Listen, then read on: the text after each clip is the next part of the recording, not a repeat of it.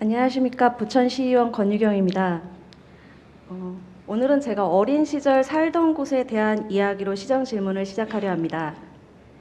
어린 제 기억에 제가 살던 곳은 지금의 오정동처럼 미군 부대가 있었습니다.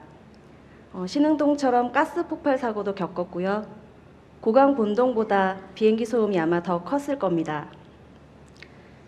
지금은 넓은 골프장이 자리하고 있습니다. 한때는 막강 예능 무한도전의 촬영지로 등장하기도 했었고요. 부천이지만 부천이 아니기도 합니다. 바로 서울과 부천의 경계선인 오세동이 제가 어린 시절 살던 곳입니다. 다른 사람들은 골프장에 들어서기 전 폐허 같은 모습을 보고 무섭다고 했지만 저는 그곳을 지날 때마다 지금보다는 그때가 제가 살던 곳을 추억하기 편했습니다. 폐허 속에도 제가 살던 집터가 어디쯤인지 정확하게 보였거든요. 지금은 골프장 저 가운데 어디쯤이 내가 살던 그곳이구나 라고 추억하는 건 생각보다 꽤 슬픈 일입니다. 하지만 변화를 막을 수 없으니 받아들이는 것도 지금을 사는 우리 몫이라는 생각을 하게 되는 요즘입니다. 우리가 사는 집만큼이나 어린 시절 추억을 담고 있는 곳이 학교입니다. 제가 첫 번째 시정질문 자료를 찾던 중 도시에 있음에도 불구하고 아파트 대단지 건축과 학교 통폐합이라는 명분으로 제가 졸업한 중학교마저도 폐교 위기에서 작년에 가까스로 살아남았다는 기사를 접했습니다. 저도 모르게 제가 다녔던 학교가 흔적을 잃을 뻔한 일이었습니다. 이제 학교 폐교는 단순히 농촌 학교의 문제가 아니라 우리가 시대 변화 속에 언제 맞닥뜨리게 될지 모르는 과제일 수 있습니다. 즉 새롭게 변화에만 익숙해져 가는 생활 속에 오래되었더라도 본래의 용도가 사라졌더라도 추억과 현실을 거부감 없이 조화롭게 만들어내는 것이 지금 우리에게 필요한 일이 아닐까 합니다. 제가 오늘 하려는 첫 번째 시정 질문은 이러한 폐교된 학교를 어떻게 보존하고 활용할 것인가에 관한 것입니다. 지난 3월 1일 덕산초등학교 대장분교라 불렸던 대장초등학교가 폐교를 했습니다. 점점 줄어들었던 학생 수에 누구나 예상 가능한 일이었습니다. 하지만 막상 폐교라는 결정 후에 2020년 마지막 학생과 졸업생 그리고 지역 주민들은 그 허전함을 지울 수 없었습니다. 이제부터 한동안 대장초등학교 교문은 열리지 않을 겁니다. 이제부터 우려되는 것은 대장초등학교 주변에서 일어날 개발 속에서 학교가 어떻게 활용될 것인가입니다. 물론 학교는 교육청 관할이고 부천시 행정이 과연 어디까지 함께할 수 있을지는 명확하지 않겠지만 폐교된 학교의 그 다음을 함께 논의해야 되는 주체임에는 틀림없습니다. 이 논의에 부천시민 의견은 당연한 거고요. 대장초등학교의 특징은 사진에서 보시다시피 역사성입니다. 60년이 넘는 시간을 부천에서 가장 오래 옛 들녘의 모습을 간직한 대장동에 위치해 왔습니다. 계획대로 대장 신도시가 개발된다면 대장초등학교는 부천의 마지막 들녘을 지킨 학교가 될 겁니다. 또 하나 학생 수가 줄어드는 와중에도 대장초등학교는 주민들과 다양한 행사를 만들어 왔습니다. 그중 대표적인 사례가 한여름 별자리 가족 캠프입니다. 단지 축제를 위해서가 아니라 학교가 버려지지 않고 활용되기 위한 주민들의 노력이었습니다. 주변이 이곳처럼 도시화되겠지만 환경적으로는 그 어느 곳보다 자연 친화적으로 남을 겁니다. 부천의 세느강이라 불리는 하천과 활주로를 향해 날아가는 비행기를 가까이 볼 수 있다는 것도 대장초만의 특징이 될 겁니다. 폐교가 늘어나는 만큼 폐교를 활용한 사례는 쉽게 찾아볼 수 있습니다. 그중 하나가 숙박 관련 시설입니다. 비판, 비아프 등 국제축제를 많이 가진 부천에서 늘 아쉬움이 남는 건 부천만의 숙박시설 부족이었습니다. 해외에서 초청되어 오는 게스트들마저도 충분히 소화할 수 없는 숙박시설 확충이 필요합니다. 별자리 캠프의 연속성으로 캠핑장과 숙소를 결합하여 대장소가 그 대안이 될 수도 있을 겁니다.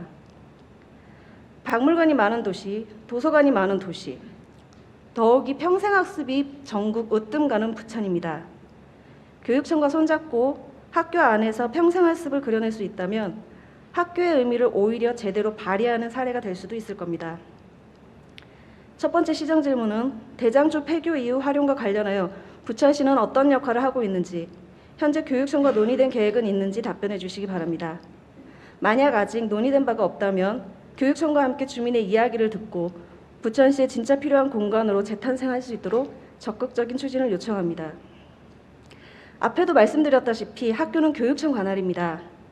행정에 개입할 수 있는 역할이 크지 않다는 것도 압니다. 하지만 이진현 의원을 포함한 7대 의회 때부터의 노력으로 교육청 소유의 건물이라고 하더라도 부천시가 임대원 리모델링 진행 중인 원종동 청소년 카페처럼 시민이 원하는 용도로 교육청과 행정이 함께 만들어갈 수 있는 사례도 이미 있습니다. 대장초등학교가 그 역할을 의미 있게 이어갈 수 있는 답변을 기대합니다. 두 번째 시정 질문은 쓰레기 관련입니다. 오정동이 지역구이기 때문에 쓰레기 문제를 그냥 넘어갈 수가 없습니다. 처음 소각장 광역화 얘기가 나온 이후 4개월이 넘어가고 있습니다. 하지만 여전히 광역화를 진행하려는 행정과 이를 반대하는 주민 사이의 간격은 오히려 더 넓어지고 팽팽해진 느낌입니다. 그 이유가 뭘까요? 제 생각엔 같은 한국말로 대화하지만 서로 다른 의미를 가지고 있다는 걸 인지하지 못하기 때문이 아닐까 합니다. 그 예로 시민들이 요구하는 입지선정위원회는 전략환경영향평가 등 광역화 관련 입지 등 어느 위치를 후보지로 넣을지부터 주민과 함께 논의해달라는 것입니다. 하지만 행정에서 받아들이는 입지선정위원회는 폐기물 처리시설 설치와 관련한 절차 중에 있는 입지선정위원회로 답변하고 있습니다. 누구의 잘못이라고 말하지는 않겠습니다. 다만 서로의 마음을 이해하지 못하는 거겠죠. 이런 상황에서 주민 요구에 행정이 하겠다고 답하지만 실제로 주민 요구가 받아들여지지 않는 결과를 계속 반복하고 있다는 생각을 하게 됩니다. 또 하나의 이유는 공감대가 다릅니다. 어느 지역이든 소각장 관련 시설에 대해서 반대하지 않는 곳은 찾을 수 없습니다. 아무리 과학적으로 증명된 수치가 있어도 사진처럼 구름과는 다른 세계의 연기를 매일 보고 수치는 넘지 않을지언정 악취를 느껴온 주민들 입장에서 안전하다는 수치만으로는 절대 광역화에 대한 설득력을 가질 수 없습니다. 하지만 오늘 제가 시정 질문을 하려는 주제는 소각장이나 광역화가 아닌 이 논쟁의 출발점이 쓰레기 그 자체입니다. 주민들의 반대 이유 중 이미 하고 있는 재활용 분리와 쓰레기 수거 문제가 있습니다. 2020년 시정계획 책자와 이번 1월에 진행한 시정설명회 자료에 나온 부천의 하루입니다.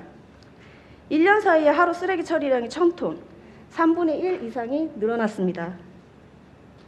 늘어난 양은 둘째치고 단순히 하루에 이렇게 많은 양의 쓰레기가 배출된다면 아무리 재활용률이 높아도 지금 소각시설로 부족하다는 생각이 듭니다.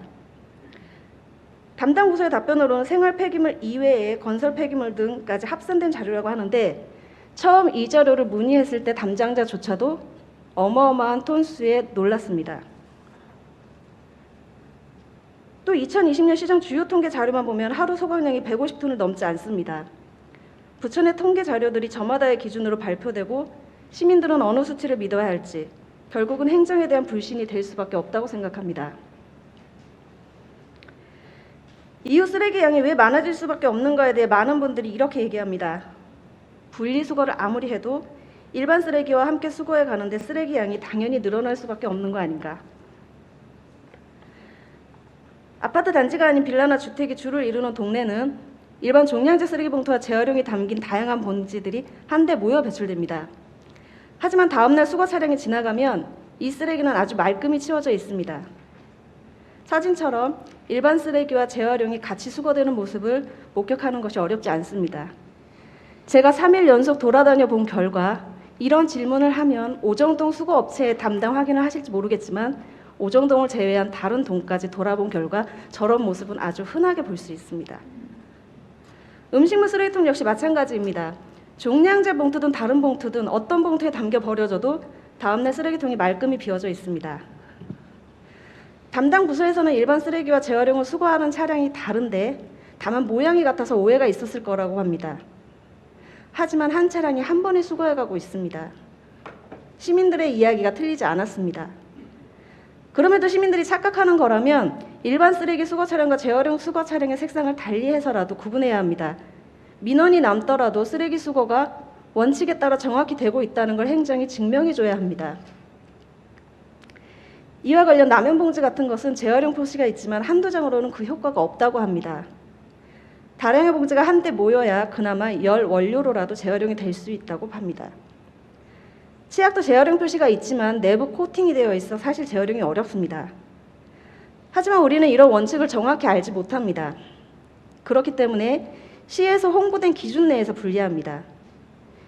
이런 세부적인 내용을 아는 청소 관계자들은 거리 민원 등을 위해 어쩔 수 없이 수거를 합니다. 과연 누구의 잘못일까요? 그럼에도 아는 기준에서 분리수거를 한 시민의 잘못일까요? 어쩔 수 없이 수거를 한 청소업체의 잘못일까요? 저는 행정의 잘못이라고 생각합니다. 쓰레기 수거에 대한 원칙이 있다면 시민도 수거하는 청소업체도 지키도록 유도해야 합니다. 제대로 버린 시민들이 오히려 불필요한 일을 하고 있구나라는 인식을 하지 않도록 정책을 제대로 집행해야 합니다. 한 번에 100% 만족하는 재활용 분리가 어렵다면 가장 쉬운 종류부터 단계적으로 구체적으로 분리수거 계획이 세워져야 합니다. 어제 신문기사에 의성 쓰레기산이 획기적인 기술로 사라졌다는 사례를 봤습니다. 우리 부천에도 쓰레기 감량 자체를 위한 획기적인 시도가 필요합니다. 두 번째 시정 질문은 바로 이겁니다. 소각장을 포함한 자원순환센터 관련 정확하고 세부적인 통계 수치를 알려주시기 바랍니다. 또한 부천시만의 정확한 쓰레기 수거 원칙은 무엇이며 잘못된 방법으로 버려지는 쓰레기 또는 재활용에 대한 대책은 무엇입니까? 지금 소각장 관련 문제는 늘어나는 쓰레기에 대한 정책과 함께 실제 쓰레기를 줄이는 정책이 함께 수반되어야 합니다. 늘어날 것만 대비하는 정책은 후에 더 큰 소각이 필요하고 더 큰 갈등만 초래할 뿐입니다. 광역한 만큼이나 이슈가 될 만한 쓰레기 감량 정책을 기대합니다. 없다면 지금부터라도 만들어 주시기 바랍니다. 마지막으로 초등학교 시험 문제 중 오랜 시간이 지나도 잊혀지지 않는 문제가 있습니다. 학교의 주인은 누구일까요? 답은 쉽죠. 교육청 관할 지나체 아닙니다. 학생입니다. 아주 쉬운 이 답이 매번 머리에 맴도는 이유는 늘 답과는 다른 현실을 느끼고 있기 때문인 것 같습니다. 하지만 이 말에 따르면 부천시의 주인은 역시 시민이라는 말과도 같습니다. 주민 간담회에서 서로의 이해에 대해서 차이가 있을 수는 있지만 광역화를 안 했을 때의 책임은 주민들이 지실 겁니까? 그럼 광역화를 했을 때의 문제는 행정이 책임을 질 것입니까? 라는 논쟁이 있었다고 들었습니다. 광역화를 가지고 지금 논쟁하는 것은 후에 책임 소재를 묻기 위함이 아닙니다. 부천시의 주인인 시민 모두가 더 좋은 환경에서 살아보자는 같은 바람입니다. 공무원도 시민이니까요. 더 이상 소각장과 관련한 문제에서 각자의 주장은 있을 수 있지만 불필요한 감정 싸움은 없기를 요청드립니다. 추후 세 번째 또 한 번의 소각장 관련 협약이라든가 내용이 나올 때는 지금까지와는 다른 전개 과정이 있기를 기대하겠습니다. 감사합니다.